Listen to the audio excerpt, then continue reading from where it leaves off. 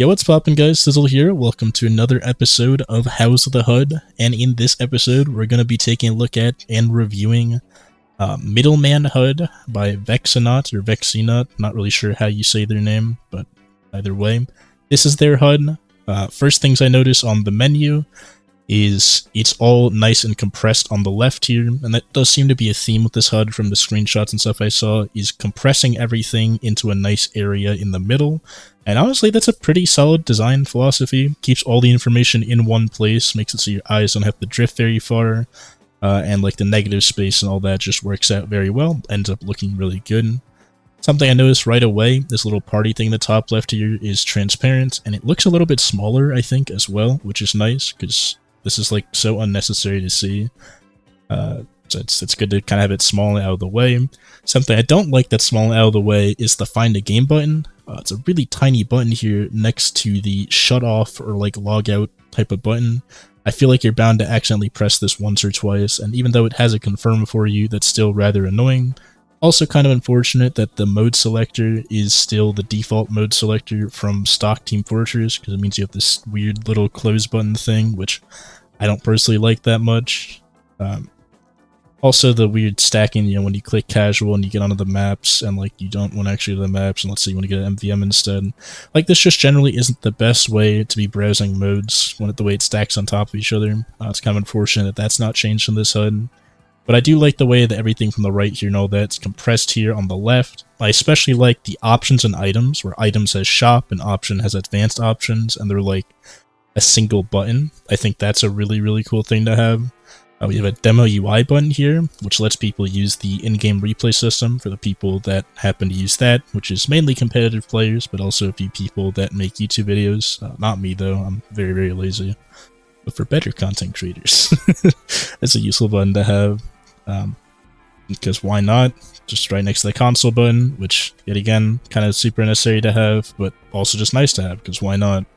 Also worth mentioning that we move little coin and stats from the middle bottom to the top left here, and it still functions, which is nice. Worth pointing out, because some HUDs don't have this little clickable coin, which if you're in a longer queue for whatever reason, it's nice to just have this. There's like no downside to having it. It's neat. Friends list looks pretty stock. Everything else looks mostly stock as well. The last thing I should probably check out on the menus is the items here. Looks like the loadout screen here is default, which probably is fine. This is a pretty decent loadout screen. The shop screen is also default. The backpack is also default, unfortunately, which means you get the hyper saturated backpack of stock TF2, which is very, very unfortunate. I've talked about that in the default video. I don't really like the look of the default backpack. It's not as vibrant as some of the HUDs I've used. And then last thing I guess worth checking out is actually clicking on the loadouts. And it's mostly stock, but instead of stock, we can only go left or right with the character model. We can go up and down in this one, which is very nice at getting a full glimpse of your character from pretty much every angle. Most HUDs have this, most custom HUDs have this, but it's nice to know that this one does as well. But like the items and all that look pretty much the same. The other thing worth mentioning is the changed background, obviously. The background's normally just the default gray, which makes it really hard to get an idea of how your character will look in-game, like how enemies and teammates will see you. But with this nice little trade plaza, like PNG background, you can get a much better idea of like how this will actually look in-game to other people. We have working team color buttons, which is always nice. And then where are these? Oh, that's the taunt button. That's the taunt and the loadout button. Kind of weird to make the taunt button a circle, but I guess stylistically, that's like the only type of design that would make sense, I guess. I feel like there must be a better way to do that while keeping it all stylized, but either way, pretty neat stuff. And with all those menus out of the way, I don't think there's any other menus that I really care about enough to look through. Let's go off into a game, check out the loading screen and the in-game experience. Alright, looks like we found ourselves a game. Looks like we have also the default loading screens, but I think this little TF2 logo in the little loading thing down here is actually added in. And if that is added in and it's not just there by default, that's a nice little addition. If it's there by default, I guess I'm just ignorant and know that.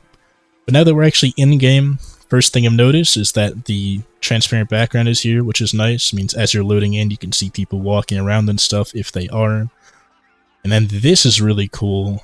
The little character select screen there. I don't think anyone can change the meet your match type of thing that just happened on the screen right there where it slams together like that. So nothing against the HUD for that.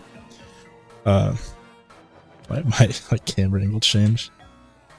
Anyway, I really like this character select. The way that the character is like nice, big, and central, and the way they like get posed up is really, really cool. And you can turn them. I don't think I've ever used a HUD before where you can turn the character on the character select left and right.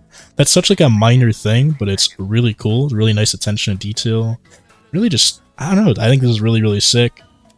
Also the E for loadout, I always forget what button that is to press, so having that nice big and central, like when you're on any character, is really nice. So if I want to go swap to like the Tommy Slug, if I'm on heavy, there you go. 2-second thing and I'm back in it. The random select's obviously there. But this is super clean. I love the way that this little select thing looks. Like I'm probably going to say that for a lot of HUDs, but I want you to know that this character select is probably my favorite. I've only used like 5 custom HUDs at this point, but of the 5, this is by far my favorite. I love the way you can just see your character like pop in. Anyway, in-game, our HUD is very, very nice. We have the chat moved up from the bottom corner up to this middle area, so it's a little bit more visible with how the HUD elements are moved. All the other elements that we kind of need to see, right, like the amount of heads, the charge meter, our health bar, which also flashes when we're overhealed. I don't remember if that's in the stock game or not, but if that's added in, that's really cool. All just nice, central, nice and available. We've got our ammo on the right, our health on the left. It's all very nice. You also have the character on the left here, which I think is slightly tilted. Yeah, this really shows it off well. Like, the character's slightly tilted, which makes it almost look like they're looking at the screen with you, which I think is a really nice minor detail. Speaking of minor details, I really like that they have a little blood splatter behind the killstreak icon. That's pretty sick as well. Something I forgot to show off on the stock HUD video is the engineer HUD, which I'll go do real quick. Definitely worth pointing out. Build HUD's all the same, and the buildings are, instead of in the middle, they're up in the top left, kind of a little bit out of the way, but still very much visible. Pretty nicely done, can't really complain about that. If I actually go build something, pretty standard stuff there, but definitely very nice looking, fits with the rest of the HUD. Like, the top is still stock as well, because, you know, if it ain't broke, why fix it? And then also the little points on the map have like dotted lines on them, which is pretty neat as well. The medic HUD, we got a pretty cool Uber charge meter. I don't know if I'm going to get over the presentation of your character models though. The little character tilt on the bottom left, and when you're on the hero select, like this hero select, played too much Overwatch. When you're on the character select and you see them all posed up like this is just, it's super sick. I don't know if I ever go over this. When it comes to like healing random people, you can see their health and ammo very nice and centrally as well, which is really, really good. Looking at people, unlike in stock TF2, you see both that little gray health bar thing, like you see right here on my screen, and then also the big numbers. I see 181 and then the small little health bar thing. In stock TF2, I think you see just the health bar thing, and you're left to infer what their health might be. So having that is definitely very nice. Unlike them having that sentry, which is not as nice. That's kind of fucked up. Can't be doing that, man. But yeah, it's gonna be kind of rough to get around their defenses here.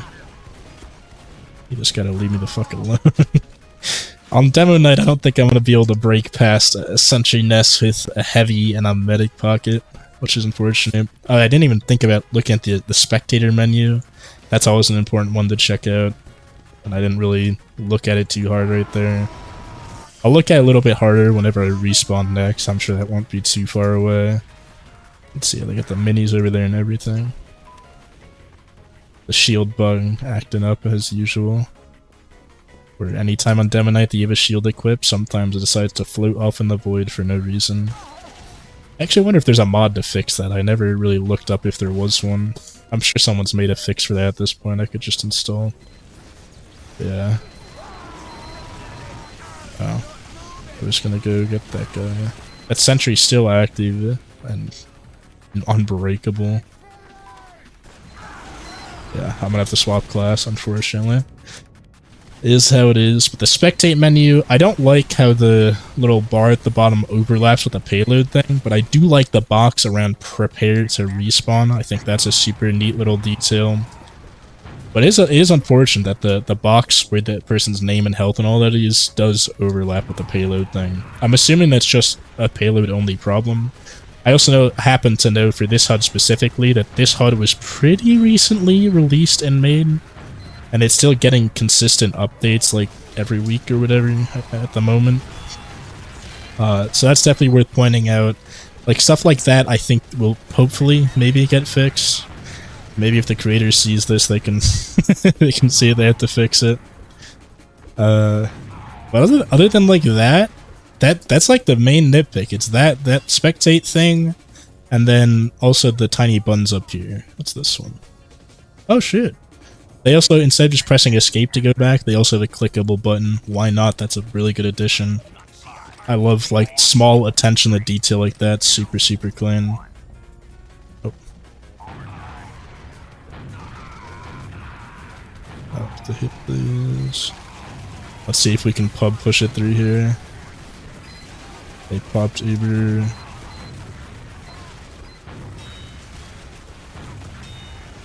Oh, my whole team died. Yeah, end screen looks pretty much the same.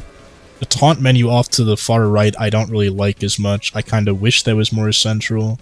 Having that so far out of the way means I have to like really strain my eyes to see it. When everything else in the HUD is dead center of my screen, I press taunt and that's on the far side of the screen.